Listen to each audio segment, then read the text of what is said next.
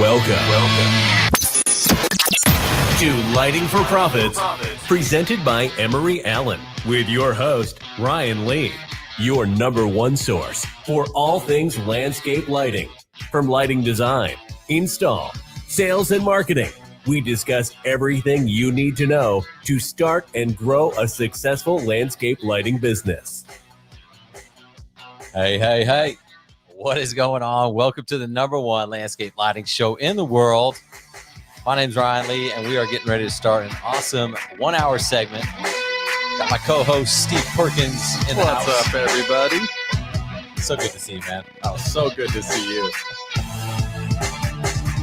Today's going to be a great show. We got Mr. Scott Molchan, and he is $1 million landscaper.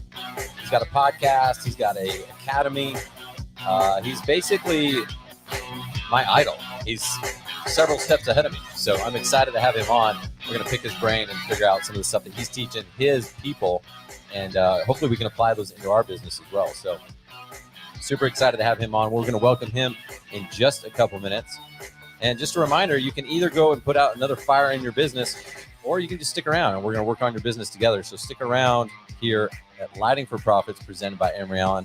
We are live on Turfs Up Radio. We are live on YouTube, live on Facebook as well. So thank you guys so much for being here. Thank you for your support. Really, really appreciate it. And thank you, Steve, seriously, for being here this week. I am happy to be here. So this is actually kind of funny because Steve and I hung out. It was like I can't remember if it was last week or the week before now, but we hung out like a few days before the show. And up until now, I mean, Steve's just a volunteer guy, just a brother helping me out. Up until now, I'm a volunteer guy. Well, I might pay you today, but up to this point, up until last week, let's say that. Okay. And I thought it was probably a good idea. I should remind him or just check in, like, hey, you coming to the show? Or you know, I didn't know. He travels a lot. He works a lot. He's got a family. He's got a life. And the last thing he needs to do is be here with me. So I'm like, I'm always just checking in. And I thought, you know what, should I check in? But I thought, you know, I'm not going to, because we hung out on Saturday. And the last thing I remember was Steve saying, hey, see you Tuesday. And I was like, attaboy. Like, I don't have to remind him. I don't have to check in. Like, why am I a micromanager? He's going to be here Tuesday. I think this is a great lesson of follow up. It definitely is. Follow up. No, I that was the last thing I said to you. I said, I'll see you Tuesday. And I think you text me Wednesday or Thursday, and said, hey, I appreciate you being there. And yeah, I don't have anything. I don't have any excuse. I don't have any. It was just out of sight, out of mind. I'd seen you for the week. It was a checkbox. I'd seen you. I that's about the threshold of amounts of time that I can see you per week is once. And so we exceeded that. I understand that. And I didn't know that before, but now it makes sense. A lot of sense. Yeah, I reached out. I was like, hey, is it Tuesday yet? And it was like 2 days after. He's like, well, shit. I think that's exactly what I wrote. But it's all good. I mean, that's what happens. And, you know, you got stuff going on. So, but I'm glad to have you back.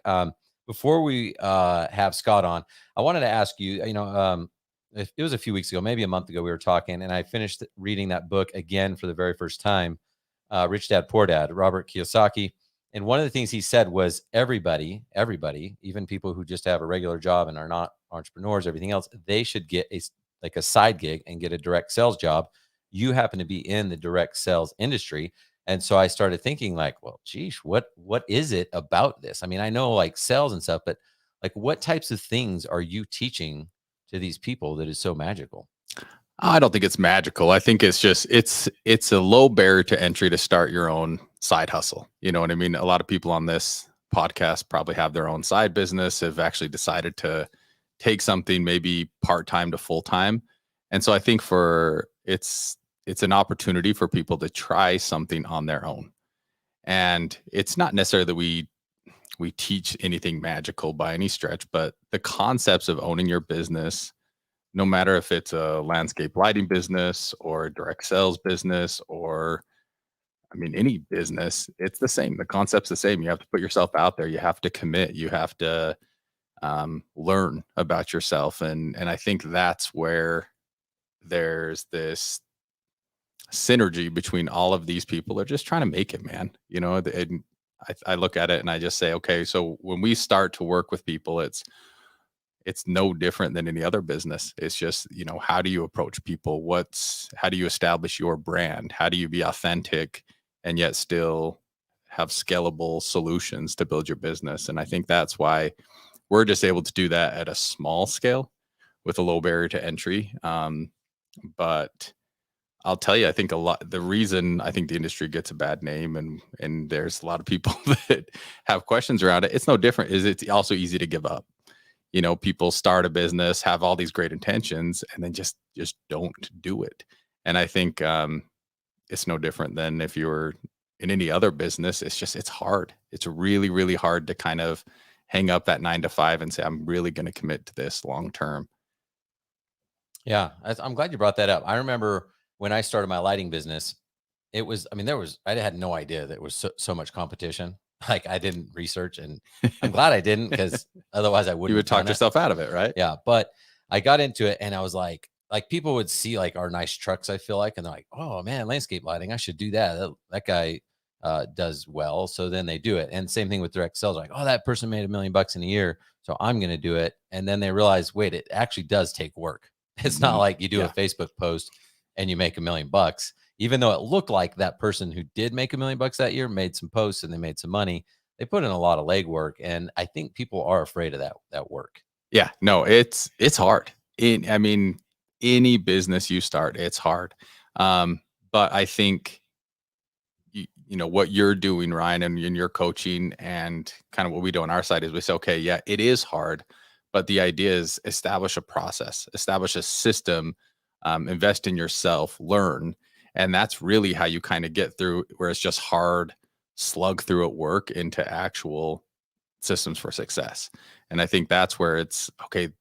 What tips, how can I learn from others, right? How do I model behavior that's worked? How do I learn from what Ryan did for 10 years or 20 years, decades, centuries of experience, but learn from that, right? And he's on here freely saying, hey, yeah, I really struggled through this. And I've heard your guests do the same thing of like, I think we had a guest on a few weeks ago with that power washing business. That guy blew my mind. This guy's at, 7 figures into a power washing business, but he figured out a way to take it from, this small business to this empire of power washing. And I just think it takes that of you learning and being willing to take what everyone else has given you and then make that hard work into effective work. Yeah, that's awesome.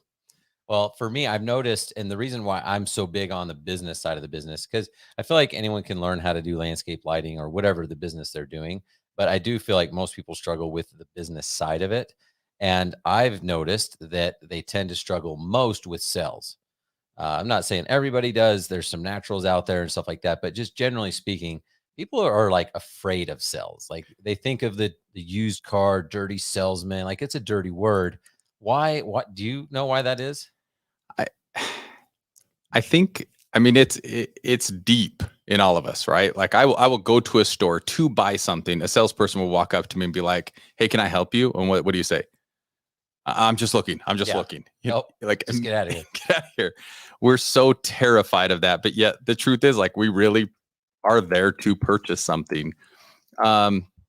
We get hung up in this idea that sales is somehow scary or slimy, or we're trying to talk something into something they don't want. And I kind of think that's dated. In our industry, it used to be this idea of like mansions and Ferraris. You can have this. Like, people don't do that anymore. People can see through that, right? It's the 1950s where the doctors recommending the cigarettes he uses. I use Marlboro. It's dated. I think it's not scary anymore. We have this idea that we're trying to do something that we shouldn't and talk people into things they don't want. And I think if you have that mentality going in, sales is scary. Yeah. I was trying to talk you into something you don't want. And if I look at it like that, I think that's a terrifying thing to try to go through. And you mentioned this, I think, a few weeks ago, where you're like, I got to the point where I believed in my product so much, I didn't want him to go with someone else. I didn't want someone else to do that job because I knew I could do it better and I could offer a level of service that others couldn't. And so I think believing in what you do, believing in the service or product that you offer, and then it turns into something where you're you're sharing, you're giving them an opportunity to participate versus being terrified of talking someone into something. Well said. Yeah, well said. Giving them an opportunity instead of convincing them to buy what you're selling. Yeah. That's huge. Yeah. And I think if you have an idea of what if it's not money, right? That's when you get scared. Is like, if you look at every deal like, oh, this is rent. This is my mortgage. Yeah. I've got to close them. I've got to close them. And then what you end up doing is you try to drag people that aren't ready. You know what I mean? Like you guys know this when you're trying to close a sale and you're like, this person is not interested. They're not actually going to do this. And yet we try to drag them along, and then we feel like we're put in this weird spot. So I think it's just a matter of being confident. It's a numbers game, right? It's how many people can you get in front of? How can you kind of improve your system? And then I think when you're able to do that, you can start to find a rhythm and a success with what you're doing. Yeah, I love that. Well, it brings up a kind of a separate topic, which I won't go too far down that rabbit hole, but especially getting started, you do have that like desperation, like, no, I literally need this sell if I'm going to be able to feed my family tonight. Like that.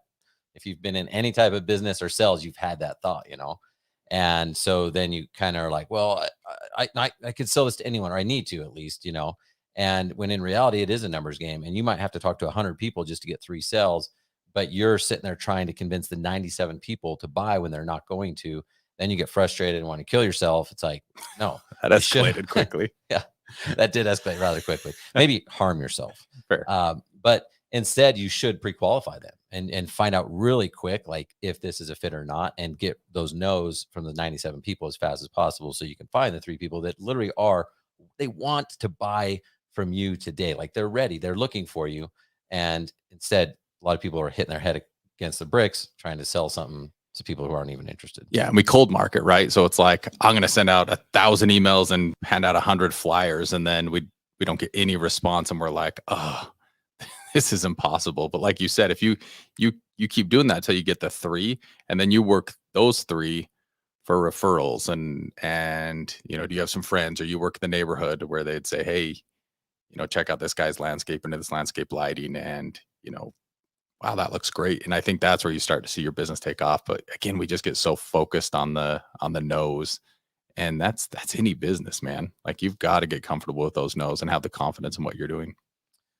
That referral thing you brought up, that sounds like a definitely direct sales type of thing to do. So no, you can't tell me. Are you trying to convince me? Yeah. I've got it. What's going on? You're going to have over for dinner tomorrow night. It'll be a great opportunity.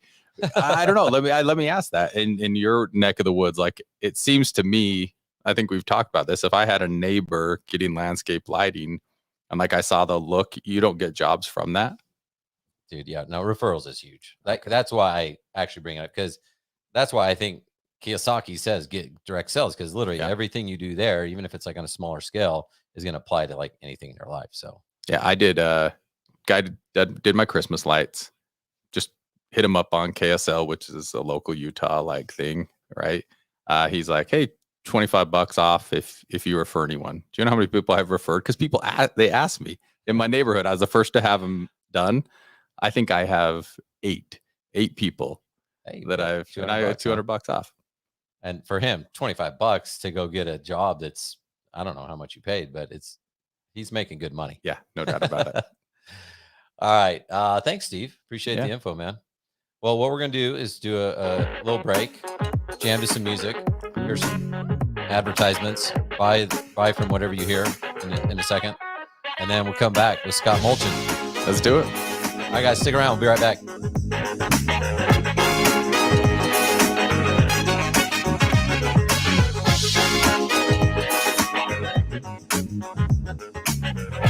There's more to landscape lighting than just throwing a fixture under a tree. The best display is one that was not only designed well, but also stands the test of time. High-quality fixtures and bulbs are key to long-term success and customer happiness. At Emery Allen, our focus is on creating only the highest performance landscape bulbs in the industry, with long-lasting components that don't degrade or flicker with age. Each bulb's appearance is always consistent throughout your lighting project. We offer a wide range of base types, beam spreads, and color choices that will fit your needs. To learn more, give us a call at 843-480-4473 or email us at info@emeryallen.com. Are you a military family with a spouse on deployment away from home? Did you know that nonprofit Project Evergreen has thousands of volunteers across the country ready to help military families with lawn, landscape, and snow removal services? We call it green care and snow care for troops. If you are a military family and would like to receive this free service, or if you'd like to volunteer to help, visit projectevergreen.org. Project Evergreen, creating a greener, healthier, cooler Earth, 1 yard at a time. Hey everybody, this is Hecubus from the Nightcap. I'm just sitting here relaxing within the vault with my friends and a tasty, tasty pint. You should stop by and listen in sometime. I'm here every Monday through Friday, 8 to 10 p.m. Eastern, live only on Turf's Up Radio. Your industry, your station.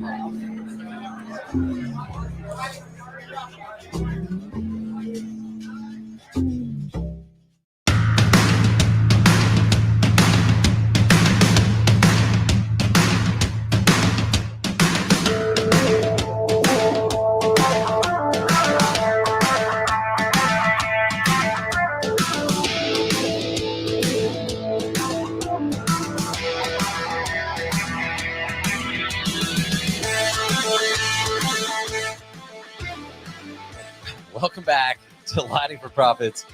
It's kind of on Turf's Up Radio. Celtic flair to that one. Yeah, Like a little bagpipes or something. Yeah, it's like, I don't know, it's just become my intro music. I like it. So let's do this. Let's figure out how to hit some buttons and whatnot. Welcome, Mr. Whoa, see, there's something going on with me.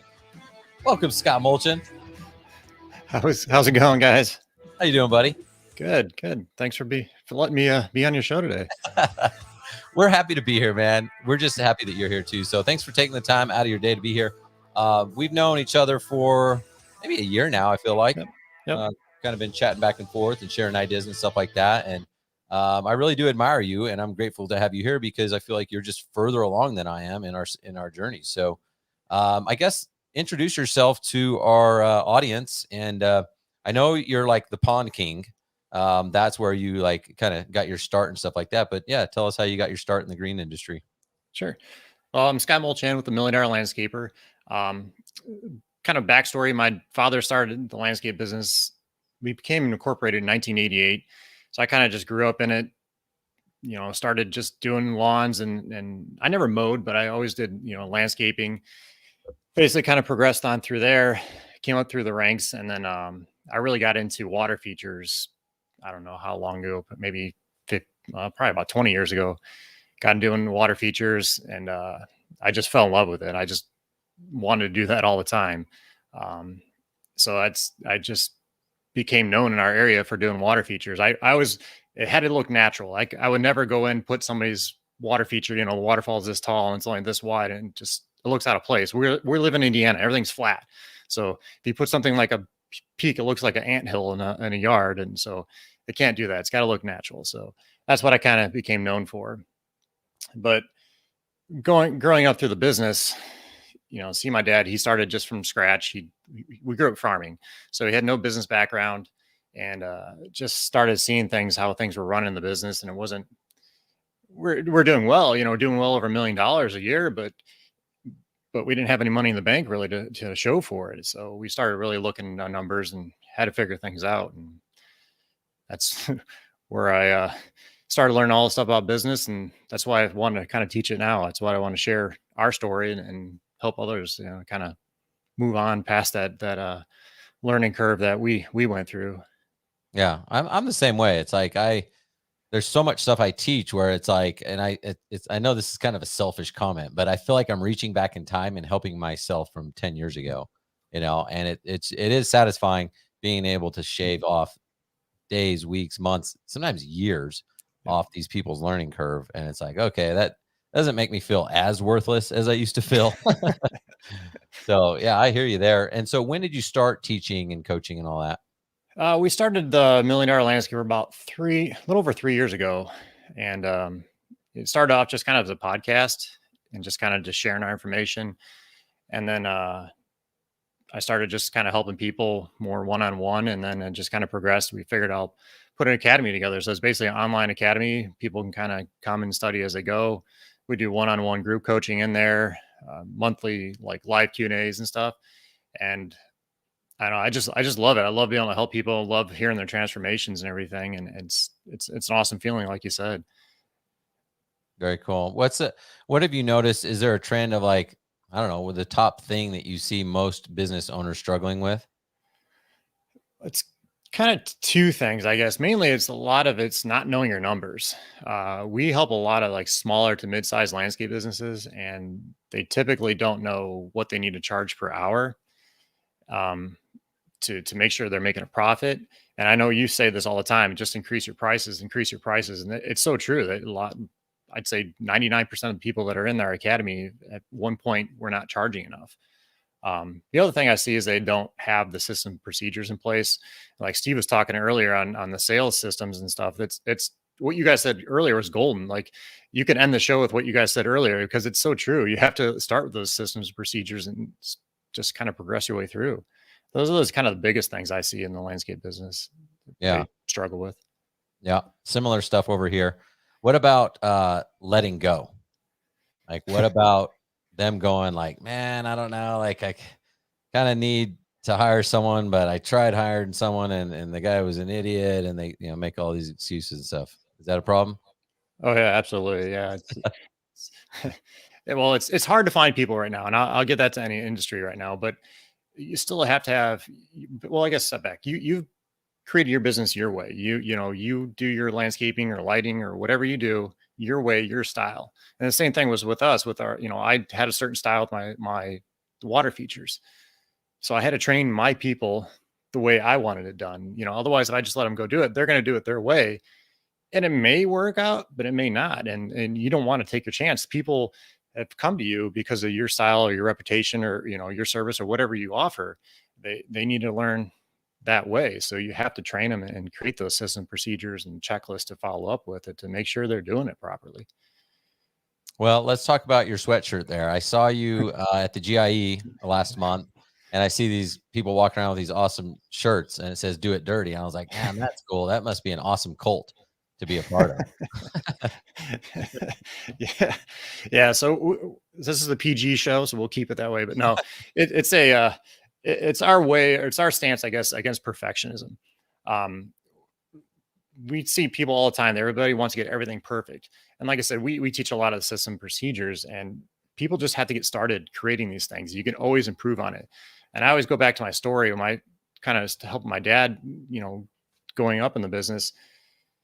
Everything had to run through my dad in the morning. So we'd have 4 or 5 foremen in there trying to wait for my dad to tell us what we needed to get, what tools we need to load up and all this stuff. So we just had to make a checklist. I'm like, we'll make a checklist so that way you can fill it out. The guys get going. I improved that checklist probably 20 times, over a couple of years, just kept making it better and better. And that's why, like, you just have to get started. You have to do it. And it's actually over here. You just have to get done and do it dirty, and you can always improve on it. So that's why we say, just do it dirty. You have to get started. I love that. That is gold right there. That is really, really good. Yeah. So many people say, if I had this, or when I have this, I can do this. Or if, we talk about this, if I achieve this, then I can go hire someone. Or if I achieve this, then I can go. And that's completely backwards. I really, really like that. Do it dirty. I think that's good. I know. I'm totally jealous. I want to somehow adopt that to my business, but it is. It's fine. Do it unclean. I have to thank my wife for that. She wanted to be here today. We said this was a PG show, sir. No. You wouldn't believe how many people complimented us at the GIA. It was awesome. I got people afterwards. Can I get one of the stickers? Can I get a shirt? Sure. It's awesome. It really is. And I guess I like it so much because I suffer from the same thing. It's like, I want it to be perfect. And it relates to letting go. And it's like, well, no one can sell as good as me. No one can install as good as me. No one can design as good as me. And it's probably true in a lot of cases. But like you said, people would be surprised what a simple checklist would solve.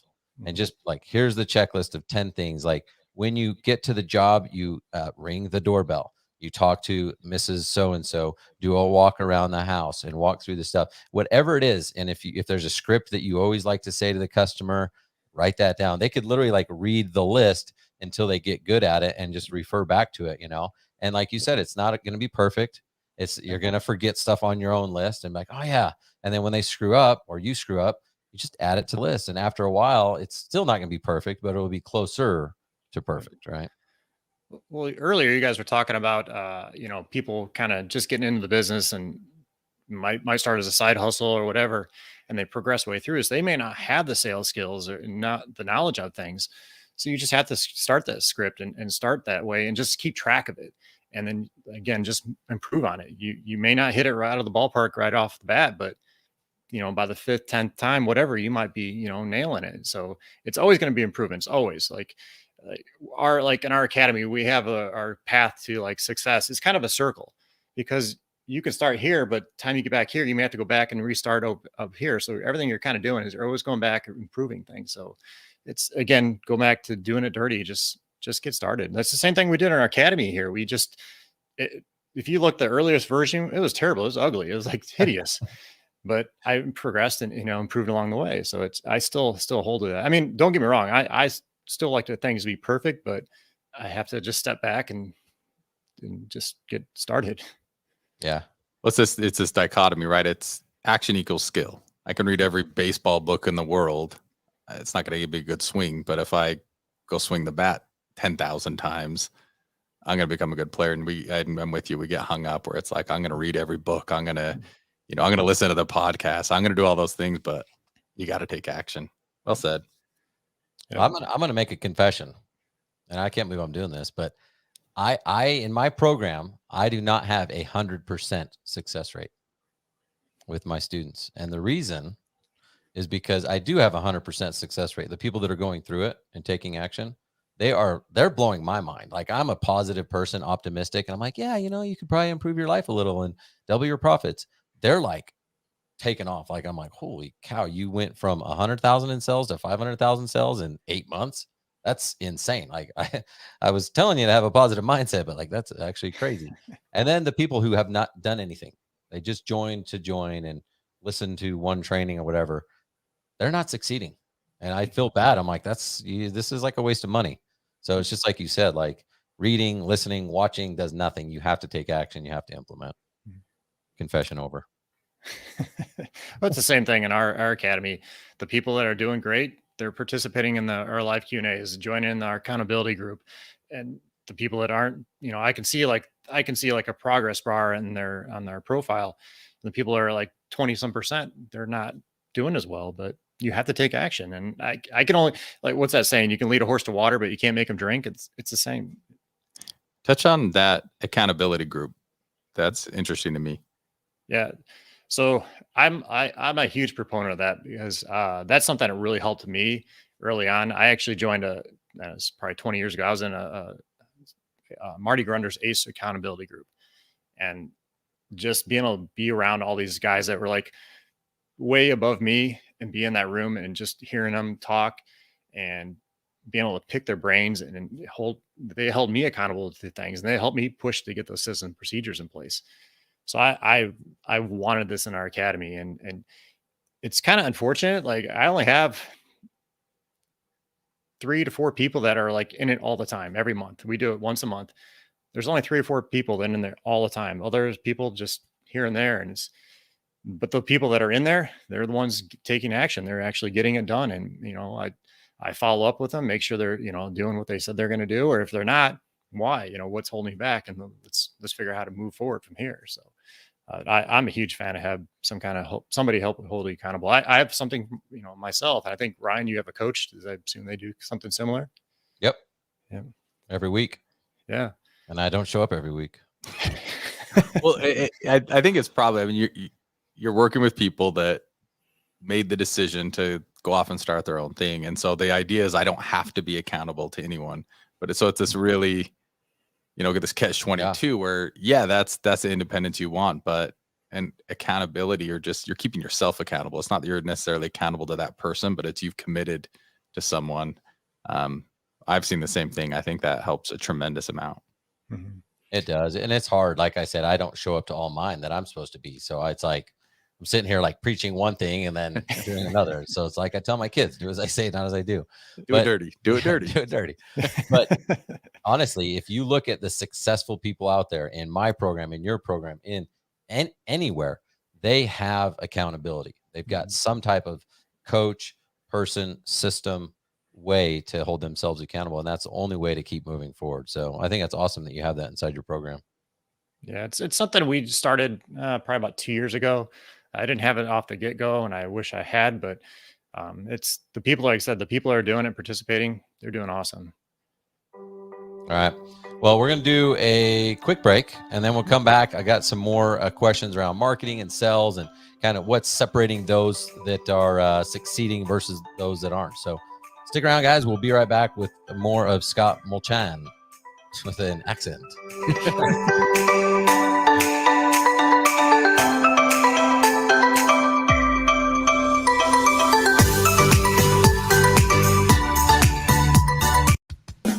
Hey, this is Jeff Hesser, senior contributor and co-host of the Weekend Review here on Turfs Up Radio. Can't make it to major green industry events, but want to stay connected? Don't worry, we have you covered. Be sure to download the Turfs Up Radio app or visit our website. We'll bring you the live coverage you need to keep you up to date with everything that happens in our industry. And to find out where we'll be next, simply visit greenindustryevents.com. That's greenindustryevents.com. And always remember, Turfs Up Radio, your industry, your station. Attention all pros. When you leave a deal with your clients, don't leave money on the table. Join Turfs Up Nation today and partner with pros all across the country who can help you make more money for your services that are related to your project. Landscapers need plumbers, and pool installers need hardscapers, and every combination in between. Turfs Up Nation is free. Your information is secure, and you'll be connected with other pros in the industry who want to do business with you. And not to mention property owners who need help with everything. If you think your clients don't need you and the connections you have, think again. Join turfsupnation.com today and start putting more money in your pocket for services you never knew you could. Just remember to sign up for this free service. Go to turfsupnation.com. Are you tired of working dawn to dusk 7 days a week and still struggling? Working hard isn't your issue. What you need to focus on is the business side of your business. That's where Profits Unlimited comes in. With our 42 years of experience in the industry, we have faced the challenges you are going through. We can help you with bidding, contracts, marketing, selling, and much more. Check us out at profitsrus.com. That's profitsareus.com when you are ready to earn what you deserve. And don't forget, tune into Profit Time at 10 to 11 a.m. Eastern Standard Time, Monday, Wednesday, and Friday. Remember, profit is not a dirty word.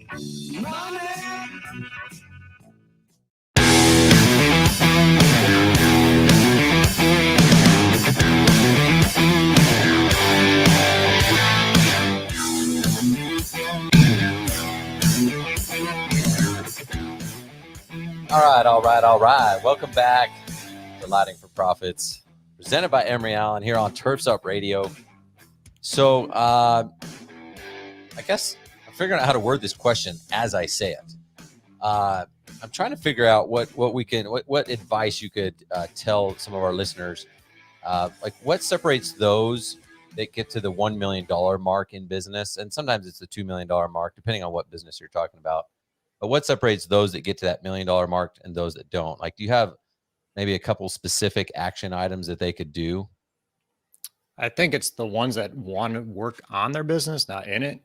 Everybody wants that new piece of equipment or that one key guy that's going to come in and make the big difference in a business. It's not necessarily that. It's understanding the behind the scenes stuff. It's knowing your numbers and training your people. That's kind of the biggest thing. It's you have to work on your business. But nobody wants to. I'll say that. Like that's one thing I'm seeing in our program. People don't necessarily want to, but they know they need to, but they just got to get started. So that's again why we say.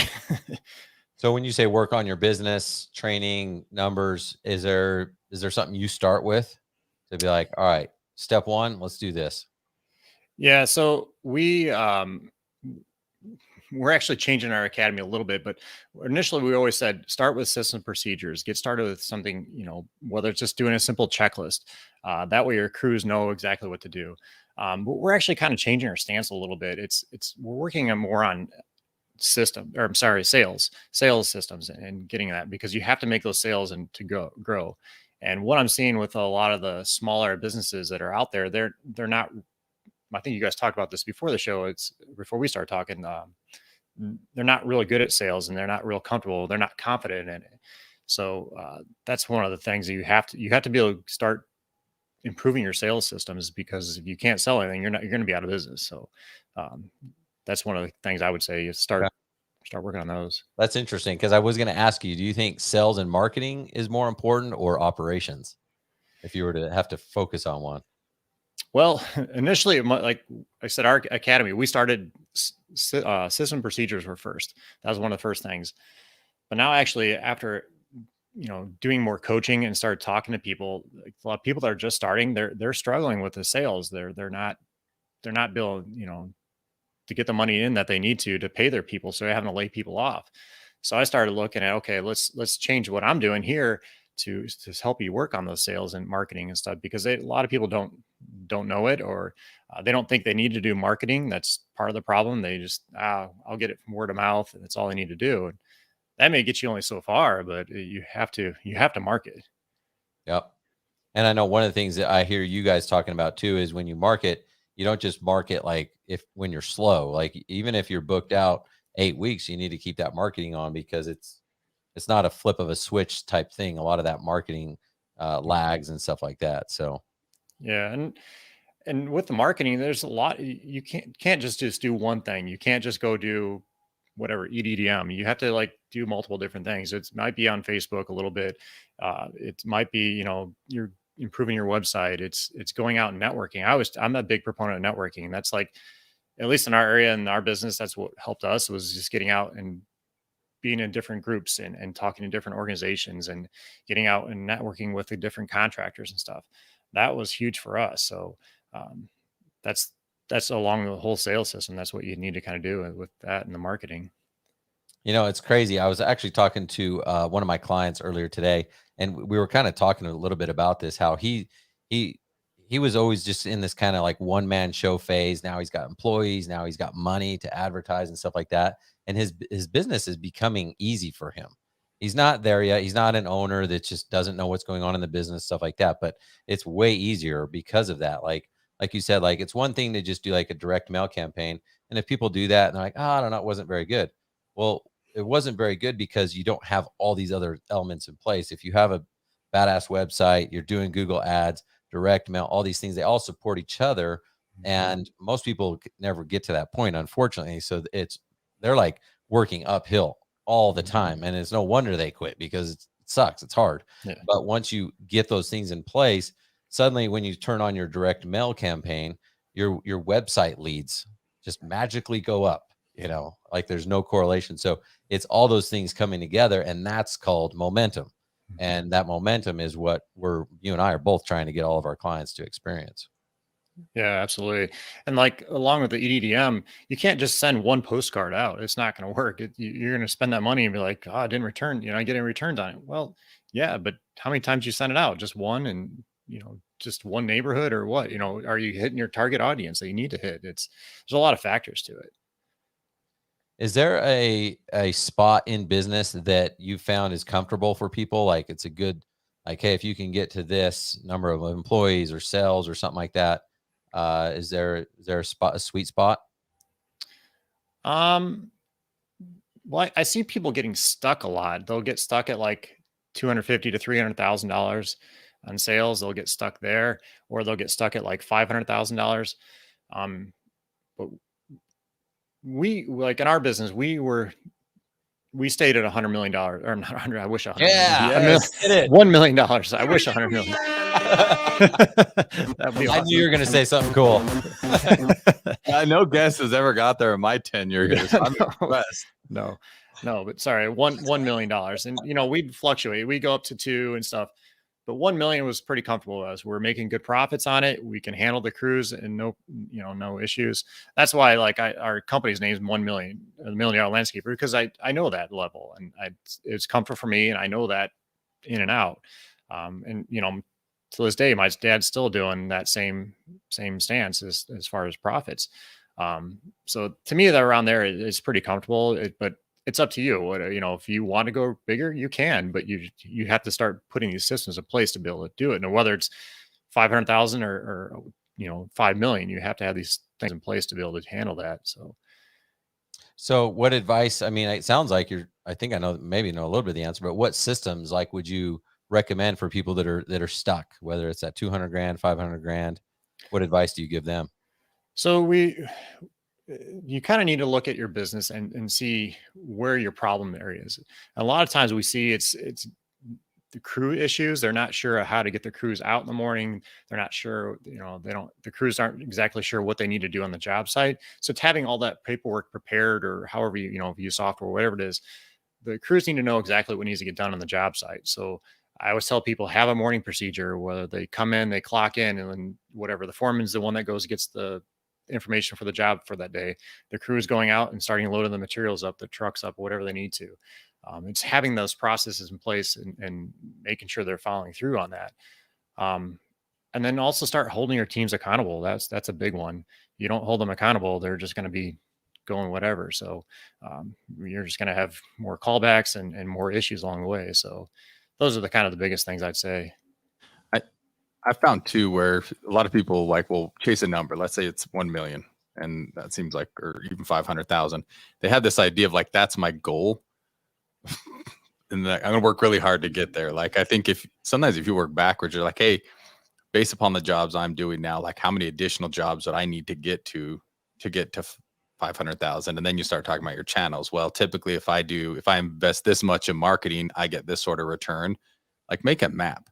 I can't stand that when people are going, I want to make $1 million. And why? Yeah. How are you going to get there? What? And like you said, I love what you said. It's what processes can you improve on, or how many jobs is that going to be to get me to that goal? And then you start to say, okay, is that more employees? Is that more effective? Then you can kind of continue with a roadmap. Yeah, I love it. What I'm hearing from really both of you is reverse engineering. So it's okay, I want to get to 1 million. How many leads am I going to need to generate a number of sales and everything else, right? And then Scott, like you said, it's okay, well, the easiest way to get unstuck is what are your problems? If you're constantly having the same problem with your foreman can't get the job done right, then there's a problem. All you have to do is reverse engineer and figure out what it is, and then literally write out the step-by-step thing to it, to where it's this is what I need you to do. I know you want to think outside the box. A lot of people like to get innovative. Have you guys noticed that? They're well, what if we do this? And you're no, that's not right. And I even used to complain about that, but I found a lot of times it was my responsibility because they didn't understand their purpose. They didn't understand what the goal of the company was, right? And so it was easy for me to blame them. I'm like, hey, listen, we don't need your innovativeness. Just do X, Y, and Z. But they really thought they were helping. Yeah. And it's because they saw a problem too, and they saw me not solving that problem. Mm-hmm. Well, one thing on that note, I always recommend to our teams is to have what's called a "What's Dumb Around Here" meeting. So you just, in the morning, you have awesome. Everybody kind of get together. There's no hard feelings. You can't tell me, whatever they say, you can acknowledge it. You may have to not do it, but bring whatever is stupid around here and let me know and be honest with me. And, we'll see what we can do to fix it. And if the only thing is, if you come to me with a problem, what do you think it could be a solution on your end? I want to hear your input on it. So like I said, what's dumb around here meeting is pretty important, I think. Yeah, that's great. And I love the idea that you're also saying so it's not just a complaint meeting. It's okay, give me your problem and give me the solution. Mm-hmm. What is there any funny ones that you heard or embarrassing ones? We personally had one. There wasn't enough bathrooms at our shop. We first only had the one restroom that was in the office, and we found out the crews didn't like going in there because the secretary's in there in case they blew it up, I guess. I bet the secretary didn't like it either. Yeah. So, but what we've ended up finding was we had a mulch bin out back, and my dad and I were out back there looking at it for whatever reason. And we look behind there, there's piles of toilet paper all behind this because there's a ditch behind there. So it's like a blank spot. We found out the guys were going back there because they didn't want to go in the office because they didn't want to stink it up. It's like, what? So at one of the meetings, somebody brought up, we need more bathrooms. And yeah, well, that's why. So yeah, that is pretty dumb. Yeah. Yeah, it wasn't very pleasant for those guys to have to go out there and clean that up. But I'm like, we can't keep this here. Are you kidding me? Well, I mean, honestly, we could talk even more about that because it's communication, and I was like, accountability is hard to do if you're not I communicating. was wondering where you're going with that. We could talk more about that. Well, not about that, but Gotcha. the other thing he was saying about the what's dumb around here, because it is hard to hold people accountable, and we tend to have these things in our head, like we have our own lists of like, hey, you're supposed to do it like this. We have our checklist, but we technically never gave them. And we're like, man, like, why aren't they doing that? And then we want to avoid the awkwardness and stuff. So then we don't communicate. We don't have those meetings. So I love the idea of just like putting it out there. And it's like, hey, every week, or was it every week or month? You know, you're giving an Like every quarter we'd have a what's dumb around here meeting. Yeah. And it's just gathering the input too. It really helps your culture too, because they start seeing that, oh, I can have some input on here, what's going on. And they're really listening to me. Now, like I said, you may not be able to do everything they say, or, their suggestion may not work, but at least hear them out, hear what they say, and then, acknowledge it, and then say, okay, well, we're going to try it this way, and then we'll tweak it from here. But that really helps them feel involved. And honestly, that's one of the things I think that helped keep our team for so long in our business. So we're pretty much at the time, but I want to give you an opportunity to talk about your podcast real quick. How can people find that? How can people find $1 Million Academy? And I know I didn't know this, but you've got a free version now too. So maybe talk about those real quick. Sure. So we have our podcast that comes out every single week. It's called the $1 Million Landscaper Podcast. And it's just basically different tips and tricks of stuff that we've learned, what we're doing, guest interviews that come on and sharing what they know. It's all about sharing information. That's the whole point. That's why we started it. So definitely check that out. It's on all different platforms, so it's easy to find. And then our $1 Million Academy is basically, it's everything that we had in our landscape business, and we kind of put it out there. We just basically have video courses that you can go through, and it basically takes you step by step. So we have things on everything from hiring. So we have like employee handbooks, job descriptions, job templates. It's all done for you. You just take it and tweak it and make it your own. We have a lot of stuff on pricing. So we teach overhead recovery estimating systems. So we have all that spreadsheets to help you figure out exactly what you need to do. It's all in the system format, so you don't forget things and do an estimate. And then we have stuff on marketing, stuff. We're just starting to do stuff on sales now. So there's quite a bit in there. And the free version, it's basically some of the webinars that we've done, guest interviews and stuff. I'll put in there. We actually have a 10-minute pricing calculator in there. I'm pretty proud of the guy. Anybody can go in there, put some of your basic information in there, and it's going to tell you what you need to charge per hour. It's pretty cool. At least get you started. So if you're instead of just guessing or taking the materials, multiplying by 2, at least you have something to back you up.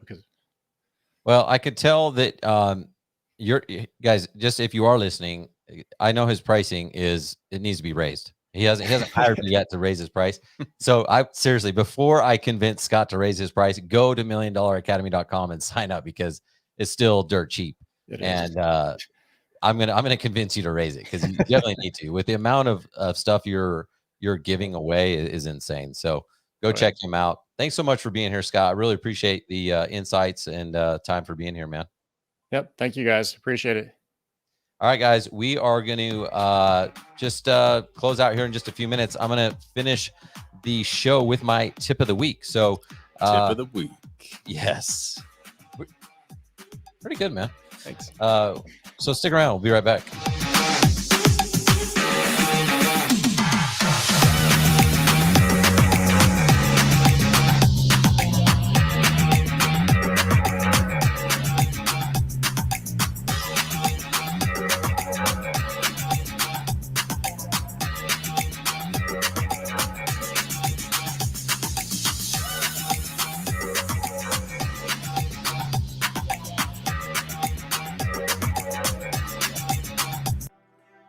Hey, everybody, it's Brooke Ford, host of The Green Veteran here on Turf's Up Radio. Be sure to check me out every Saturday morning at 11 a.m. Eastern. You're going to hear some great one-on-one interviews with green industry professionals. We're going to talk about best business practices, highlight innovative products, and also provide some insight into some new emerging technologies in the field. That's The Green Veteran, airing each Saturday at 11 a.m. Eastern, And remember, Turfs Up Radio, your industry, your station.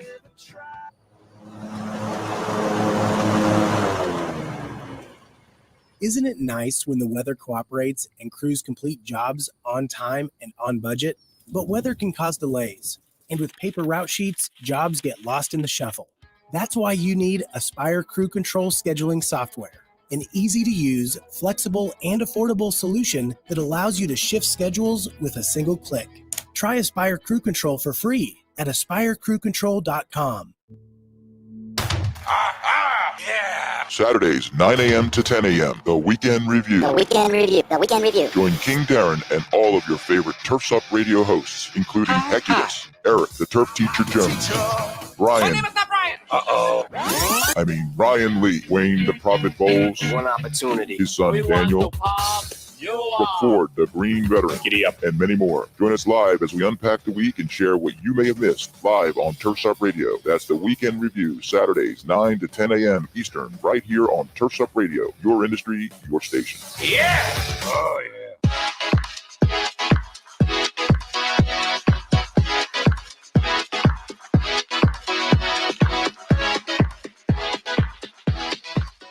Welcome back to Lighting for Profits. Man, what a great discussion with Scott, right? That's good. That was really good. He's good, I dude. had two. I wrote two in my little note thing: the do it dirty and the what's dumb. I like that. Yeah, I feel like what's dumb around here. I'm glad that you're taking notes because I take notes too. On my own show, I'm taking notes. Me too. Yeah, I'm doing the same thing. When are we gonna have what's dumb around here meeting? Well, it's next quarter. Good. Dang it. Now I got to implement this stuff. I hope my assistant's not listening. I've been shitting out back. It's not a problem. I was like, the windows look awfully dirty in the dungeon here. Do you want to do the session now? No, What's do your dumb around here? do your tips of the week. Yeah. I won't tell them what you asked me during the break. So we're going to end with my lighting tip of the week, which there was really only one or two maybe tips of the week so far that actually had to do with lighting. I'm addicted to business and I can't help it. It just kind of sucks. But a lot of the stuff that Scott was talking about and he brought up really is some of the stuff that I wanted to talk about at the end. So I was talking to someone, a member of my program. Your music's still going. Doesn't it sound good? Yeah. Yeah. Oh, yeah. Here we go. All right. It's off. Okay. So I was talking to a member of my program and it has to do with Do It Dirty because he's made huge steps this year, hired a sales guy and then lost the sales guy, hired another sales guy to replace him, lost that sales guy. So it's like, he could be kind of like, this sucks, but his reaction was awesome. It was like, you know what? Like now I know where he screwed up. He looked internally, right? And he could have complained. So my tip of the week is stop complaining and start creating better processes. This guy really was doing it dirty. It was like he knew he didn't have the perfect he wasn't the perfect manager yet, Now he's had two different experiences with complaints and different things and scheduling, and there was different reasons why it didn't work out, but now he knows what not to do next time, and he's looking at it as that opportunity. And I used to blame my employees for everything, because I couldn't have screwed it up, and I would complain about him. Just like if you go into any Facebook group today, you'll see people like, oh, it's hard to hire people, and oh, this guy screwed this up and this and that. And the nice thing about complaining about employees is it's a great way to deflect blame and responsibility. So it makes you feel good about yourself. So that's why I did it. Yeah, I think well, you do. It's so easy your job as a manager is to put people in a position where they can succeed. That's your job. And yet it's just because they don't do it exactly the way you'd done it. It's easy to point the finger. So I like it. Don't complain. Come up with a solution. It's good. Yeah. And I'm hoping that my assistant's not listening to this because she's going to be excited because then she doesn't listen to a show yet. Yeah. But I think she would be really excited that I'm talking about this because now I have to hold myself accountable and everything else. But I literally did. This took me years and years to learn. I really thought it was their problem. Like I wasn't just like trying to, I mean, I probably was internally trying to feel good about myself, but I was just like, why can't they get this? And Scott brought up these things. It's like checklists, like there's certain ways to solve these problems. And that's what this should be about. If there's if you are constantly losing employees, it's not just the quality of the workforce out there. It's because your culture sucks. It's because your training sucks. It's because your procedure sucks. And we as entrepreneurs, unfortunately, we think that we're supposed to just be good at managers. But like I learned that I'm not a very good manager. I'm just really not. Like I am an entrepreneur mind that likes strategy and likes coming up with ideas, and I'm all over the place, which also means I'm not very good at managing people. And the sooner you can learn more about yourself and what your strengths and weaknesses are, the sooner you can replace your weaknesses, because there are good managers out there that actually like to deal with humans. Right? And the sooner you can find that person and put them in that place to be your foreman or to be your operations manager, sales manager, whatever it is, the sooner you're going to start to succeed. Well, and set expectations too, right? Like this is your livelihood. This is your company you started. To expect that someone on your team is going to have the same vested interest as you is unreasonable. This is, yeah. I mean, you wish, but so I think just set expectations and like you said, put them in a position where they can succeed. Well, I'm actually glad you brought that up because I used to not even think about that, but I was like, why don't they care? It's like, because it's not their company, right? I mean, that should be obvious, but to us thick skulled people, it's not, right? I don't know if thick skulled's even a thing, but does that make sense? It makes a ton of sense. Okay. Yeah. But so this is a lot of stuff I've been learning over the last few years. It has to do with culture. It always has to do with culture. There's three things that almost all the good cultures, whether it's a team like an NBA team or Google or whatever the company is, all these cultures, they have a lot of these things in common. One of them is safety, one of them is vulnerability, and one of them is purpose. We know our purpose. We're trying to get to the $1 million. We're trying to go from operator to owner. We're trying to replace ourselves. We're trying to do these things, get to 200 clients, whatever it is. But they don't know their purpose because they think their purpose is to help you get your goal. And it's like, you want them to get up early and stay late for you? So it is helping them understand really what the overall goal of the company is and then how they fit into that plan and what's going to happen if certain milestones are met. Yeah. Let them participate. I think, and belief is so critical in that. You know, they have to believe in what you're doing and what your values are and what their purpose is and what your purpose is. And I think that's exactly it. I feel like I always say that to my team. I'm like, we're not a pizza party away from fixing culture. Like people are confused. Come on, that would be so nice. It doesn't mean you don't do the pizza party though, right? Oh, okay, it's one of those, but yeah, people have to understand what your values are and what your goals are and how they fit into that. And then they start to believe. And that's when you get people dedicated to you. You got any culture ideas other than, because that's all I could come up with was like maybe a pizza party once a quarter after the complaining meeting or whatever. Pizza and a new toilet out back. What's dumb around here? Yeah. No, I think I think give them the benefit of the doubt. Like let them be a part of that process. If you have goals and you have a vision of what your company has to be, to some degree, what's dumb around here is exactly it, right? It's let them be a part of that. What feedback? How do they participate in it? You know, if you do reach those goals, what does that mean for them? Letting them feel like it's not just a job, but they feel a vested interest in the success of that company, I think is how culture is created. But yeah, it's not the ignore them and their real concerns or not listen to them. And then it's like, but I'm going to give you a sweatshirt at the end of the year. That's not culture. This is seriously good stuff because if you can nail down culture, you're going to transform your life, your business, everything. So stop complaining, start creating your better life, take responsibility, solve these continual problems. You know what they are. You know, if they keep coming up, you know exactly what I'm talking about. And you think, oh man, everyone sucks and no one knows how to do something. Like they're not the crazy ones, right? It's you. Like you're the crazy one. And it's easy to solve. Detailed checklists, communication, these check-ins, gosh, why can't I memorize it? What is bad? What's dumb around here? What's dumb around here? Be vulnerable. You know, you don't have to be perfect. You don't have to pretend that you are. Create safety, build purpose in your business. And I promise you guys, this is like life-changing stuff. So thank you, Steve, for being here. Thank you, Mr. Scott Molchan, for being here. Thank you, Emery Allen, for your partnership. And thank you guys all for listening, watching, doing whatever you're doing right now. Appreciate your support. And don't forget to keep working on your business every single day, every single week, every Happy single Thanksgiving. month. Oh, yeah. Happy Thanksgiving, too. Yeah. I forgot to ask you what you're going to do. So, all right. You guys have a good week. We'll see you next Tuesday. See you, everybody.